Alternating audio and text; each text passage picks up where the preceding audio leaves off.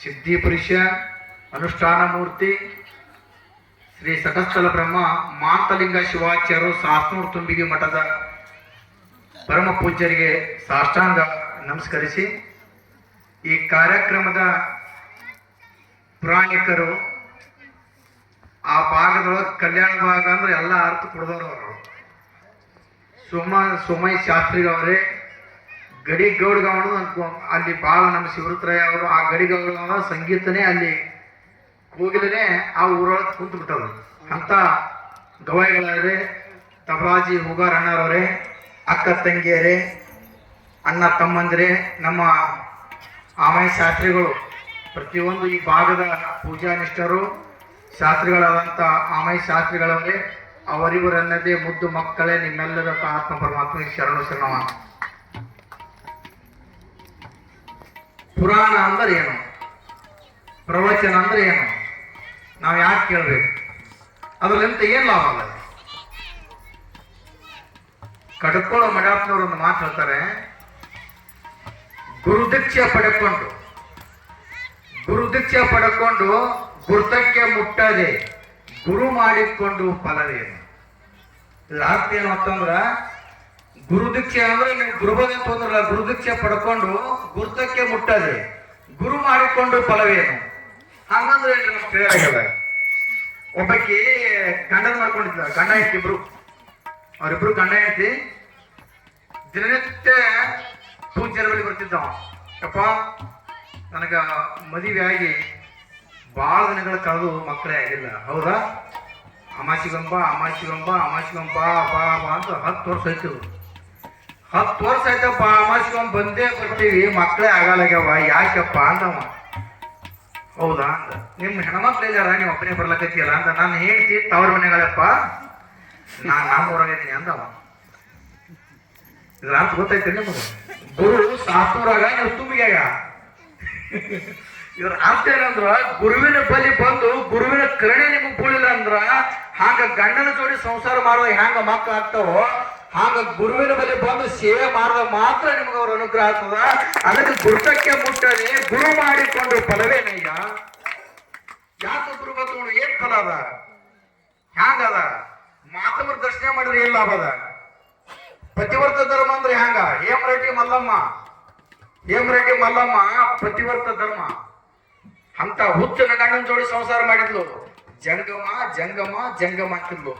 ಯಾವ್ರೊಳಗ ಜಂಗಮಗ ಮರ್ಯಾದೋ, ಯಾವ್ರೊಳಗ ಜಂಗಮನ ಪೂಜೆ ಅದೋ, ಯಾವ್ರಾಗ ಜಂಗಮಗ ಕಾಣಿಕೆ ಅದೋ, ಆ ಊರಿಗೆ ಯಾವತ್ತೂ ಶಾಂತಿ ಇರ್ತದೆ. ಗುರು ಕರುಣೆ ಇಲ್ಲದವನ ಸ್ನೇಹ ಸಾಯಿ ತನಕ ಬೇಡ. ಮಾತಿನೊಳಗ ಮಾತಿಲ್ಲದವನ ಸ್ನೇಹ ಈ ಜಾತಿ ಜನ್ಮಕ್ಕೂ ಬೇಡ.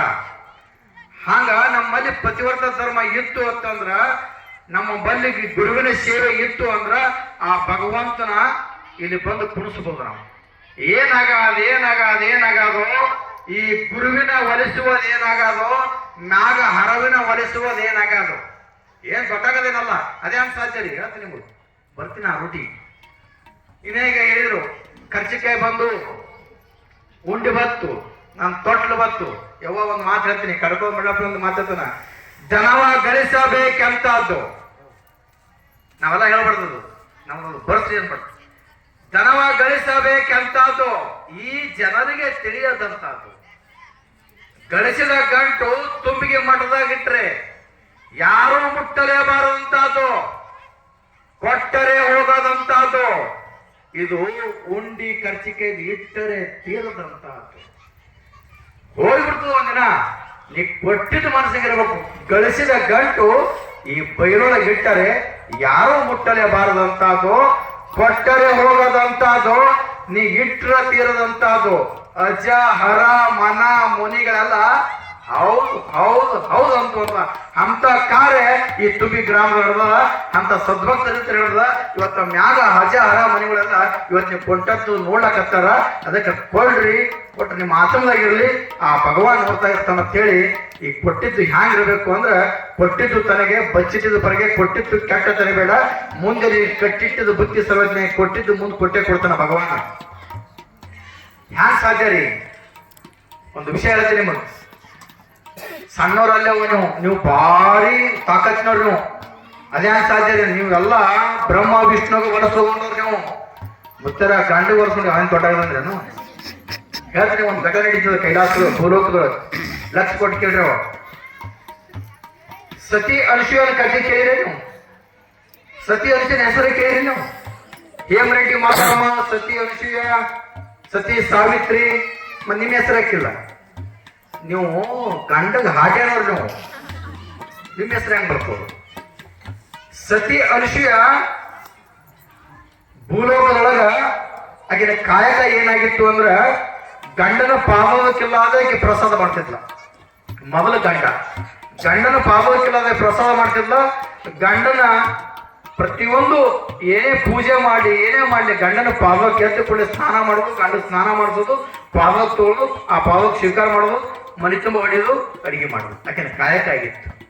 ಬಂದಂತ ಜಂಗಮರಿಗೆ ಅತಿಥಿಗಳಿಗೆ ಬರೋದು, ಅವ್ರಿಗೆ ಸ್ನಾನ ಮಾಡಿಸೋದು, ಪೂಜೆ ಮಾಡಿಸೋದು, ಪ್ರಸಾದ ಮಾಡೋದು ಆಕೆನ ಕಾಯಕ ಆಗಿತ್ತು. ನಡೀತು ಸತಿ ಅನಿಸಿನ ಹೆಸರು ಕೀರ್ತಿ ಹಬ್ತು. ಬೆತ್ ನೋಡ್ರಿ ಹಚ್ಚಿಗಿಟ್ಟ. ಯಾರಿಗೆ? ಬಾಜು ಮನಿ ಮಗ ಚಂದಗೆ ಮಾಡ್ಕೊಂಡು ತಿಂತಿತ್ತು ಅಂದ್ರ ಈಕಿ ಬಾಜುದಾಗಿ ಸಮಾಧಾನ ತನ್ನ ಮಗ ಕುಡ್ದು ಆಚಾರ ಕೆಟ್ಟ ಹೋಗಿರ್ತದ. ಅದು ಚಂದ ಮಾಡ್ಕೊತಿರ್ತದೆ.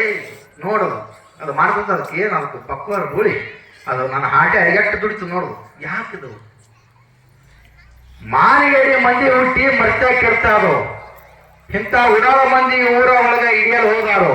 ಪತ್ತೆ ಮಾಡೋ ಉತ್ತಮರಲ್ಲ ಎತ್ತ ಹೋದಾರು. ಯಪ್ಪ ಗಪ್ಪ ಹೊಡಿ ಅಪ್ಪ ಬೇರೆ ಹೆಚ್ಚಿಗೆ ಆದಾರು. ಯಾಕಿವೆಲ್ಲ ಹಾಗ ಹಚ್ಚಿಗಿಟ ಎಲ್ಲಿ ಬಿತ್ತು ಅಂತಂದ್ರ ಕೈಲಾಸ ಬಿತ್ರಿ.